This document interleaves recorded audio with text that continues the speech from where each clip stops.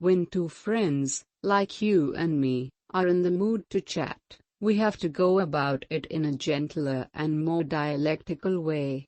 By more dialectical, I mean not only that we give real responses, but that we base our responses solely on what the interlocutor admits that he himself knows. A library of wisdom is more precious than all wealth, and all things that are desirable cannot be compared to it. Whoever therefore claims to be zealous of truth, of happiness, of wisdom or knowledge, must become a lover of books.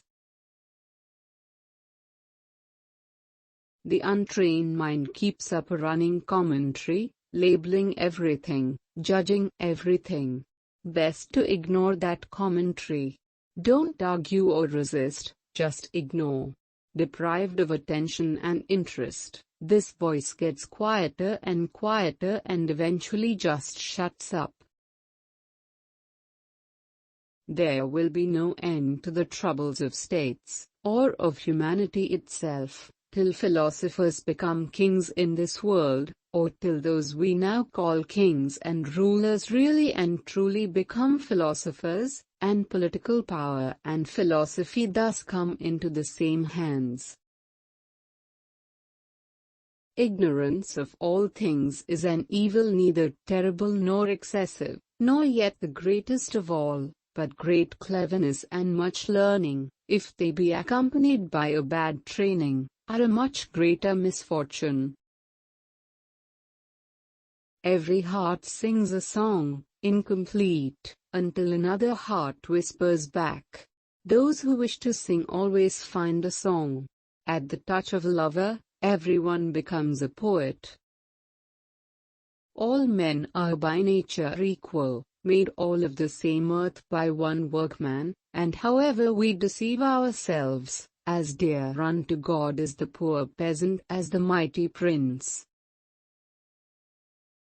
The man who makes everything that leads to happiness depends upon himself, and not upon other men, has adopted the very best plan for living happily. This is the man of moderation, the man of manly character and of wisdom. The rulers of the state are the only persons who ought to have the privilege of lying, either at home or abroad. They may be allowed to lie for the good of the state. The punishment which the wise suffer who refuse to take part in the government, is to live under the government of worse men. There's a victory, and defeat, the first and best of victories, the lowest and worst of defeats which each man gains or sustains at the hands not of another, but of himself.